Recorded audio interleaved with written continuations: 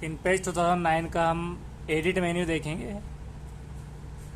Edit menu के अंदर जब भी हम कोई टूल या फिर शेप इंसर्ट करेंगे, उसमें अंडू ऑब्जेक्ट क्रिएशन Ctrl+Z भी हम प्रेस कर सकते हैं कीबोर्ड की मदद से। या तो अगर हम कंट्रोल प्रेस करने के बाद Z प्रेस करेंगे तब भी वो आएगा। और अंडू ऑब्जेक्ट क्रिएशन यानी कि ऑब्जेक्ट जो आपने क्रिएट किया है उसको अंडू कर दो, तो यहाँ से हम ऐसे भी कर सकते हैं उसे। उसके बाद दूसरा है कट का, तो ये अंडू ऑब्जेक्ट क्रिएशन और वापस भी उसे ला सकते हैं वहाँ से। कट यानी कि Ctrl+X प्रेस जब करेंगे हम तो, या फिर यहाँ से सेलेक्ट करेंगे तो कट यानी इसे उठाना है और दूसरी जगह पे पेस्ट हम कर सकते हैं। पेस्ट के लिए Ctrl+V शॉर्टकट है और यहाँ से भी हम पेस्ट करके जहाँ पर रखना है वहाँ पर रख दे सकते हैं। उसी तरह कॉपी यानी इसी का दूसरा सेम इतने ही साइज़ का दूसरा बनाना है, तो एडिट में कॉपी करने के बाद उसे भी पेस्ट करना पड़ेगा, तो ये ऐसे सेम आ गया। तो कॉपी पेस्ट हम कर सकते हैं। उसी तरह से पेस्ट स्पेशल का काम अभी डिसेबल रहेगा। डुप्लीकेट कर सकते हैं हम इसे। डुप्लीकेट कितने रोज चाहिए, तो अगर हम इसे 4 कर देते हैं और 2 कॉलम्स, इसे हम ओके करेंगे तो ये डुप्लीकेट बना देगा इसका, यानी टेबल में कन्वर्ट कर दिया इसने रेक्टेंगल को। तो हमने लिखा था 4 रोज चाहिए हमें और 2 कॉलम्स, तो ये 2 कॉलम्स और 4 रोज में से डिवाइड कर दिया है। एडिट से क्लियर करने पर डिलीट से ये डिलीट हो जाएगा, यानी चला जाएगा डायरेक्टली। अब उसके बाद में है सेलेक्ट ऑल। सेलेक्ट ऑल से जितने भी शेप्स है वो सब एक साथ सेलेक्ट हो जाएंगे, एक साथ मूव होंगे। तो सेलेक्ट ऑल कंट्रोल है उसका शॉर्टकट है।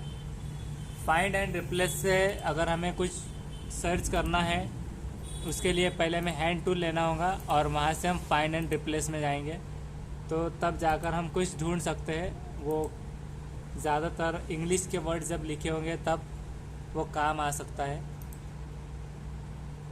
उसी तरह से लॉक गाइड्स जो है यहाँ पर, लॉक गाइड्स यानी कि गाइड्स को लॉक कर देना। जो भी गाइड्स दिखाई देंगे इस तरह से जो गाइड रहते हैं इसे लॉक हो जाएंगे, यानी दूसरी तरफ में मूव नहीं हो पाएंगे।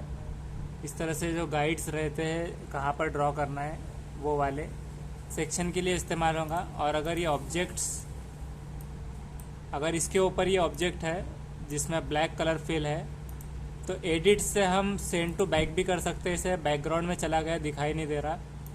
फ्रंट में लाने ब्रिंग टू फ्रंट, तो ये ऑप्शंस उसमें इस्तेमाल कर सकते हैं। और उसी तरह से प्रेफरेंसेस में एप्लीकेशन की प्रेफरेंस, अगर हमारे पास ज़्यादा अगर पेजेस आते हैं, जैसे कि ये अगर एक पेज था, ये हम इंटर प्रेस करेंगे तो 2-3 पेज यहाँ पर दिखाई देंगे। इधर डाउन में 2 पेज हो गए। अगर हम और इंटर करते हैं ये 3 पेज। तो पेजेस को अगर डिलीट करना हो तो एडिट में आने के बाद हम डिलीट पेज में जा सकते हैं। अगर हमें जो भी पेज डालना है तो यहाँ पर हम 2 to 2 मतलब 2 से दूसरे तक पेज डिलीट करना है, ओके कर देंगे तो दूसरा पेज डिलीट हो जाएगा। इस तरह से हम पेजेस को डिलीट कर सकते हैं। प्रेफरेंसेस भी हम यहाँ से, स्टोरी एडिटर एक है जहाँ से हम स्टोरी को एडिट कर सकते हैं। मिसाल के तौर पे स्टोरी एडिटर में इस तरह से फुल स्क्रीन में आ जाएगा और उसमें स्क्रॉलिंग यहाँ से कर सकते हैं। तो ये स्टोरी एडिटर में ये ऐसे व्यू में दिखाई देगा फुल स्क्रीन टाइप में। उसे हम निकाल देंगे तो वापस वही आ जाएगा। F2 उसका शॉर्टकट है। उसके बाद प्रेफरेंसेस में अगर हमें कीबोर्ड बदलना है तो कीबोर्ड का प्रेफरेंस हम यहाँ से चेंज कर सकते हैं। जैसे हमने शुरू में देखा था फारसी, अरबी, जो भी हमें देखना है वो हम इसमें अप्लाई कर सकते हैं। उसी तरह से एडिट्स में जाना होगा हमें और वहाँ से हम प्रेफरेंसेस से एप्लीकेशन का प्रेफरेंस अगर चेंज करते हैं तो मार्जिन कैसी चाहिए, एप्लीकेशन लेफ़्ट टू राइट होना चाहिए या right to left, user column कितने होने चाहिए, उसमें कॉलम का कलर कौन सा होना चाहिए, ये सारी सेटिंग्स यहाँ से हम कर सकते हैं। ज़्यादातर ज़रूरत तो नहीं पड़ती उसकी। डॉक्यूमेंट का प्रेफरेंस है, डॉक्यूमेंट को मिलीमीटर में दिखना है कि इंचेस में, पिक्स में, पोजीशन, फ्रंट, बिहाइंड जो भी रहेगा वो यहाँ से हम कर सकते हैं। तो ये प्रेफरेंसेस है। टाइपोग्राफिक प्रेफरेंसेस में फर्स्ट स्पेस कितनी होना चाहिए, विड्थ, ये एडिशनल ऑप्शंस है जो कि हमें ज़्यादा इसमें ज़रूरत नहीं पड़ती। अगर हम इसमें बहुत ज़्यादा एडवांस में जाते हैं तभी हमें यहाँ जाने के बाद में ये आएगा। स्टोरी एडिटर का प्रेफरेंस कितना होना चाहिए, font size, print font size, preview का फ़ॉन्ट साइज़ कितना होना चाहिए, ये सब यहाँ से चेंजेस हम कर सकते हैं।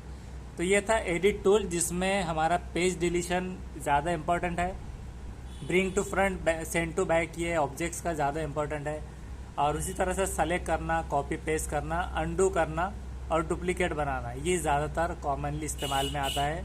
नेक्स्ट वीडियो में हम इसके नेक्स्ट मेन्यू व्यू मेन्यू देखेंगे। Thank you.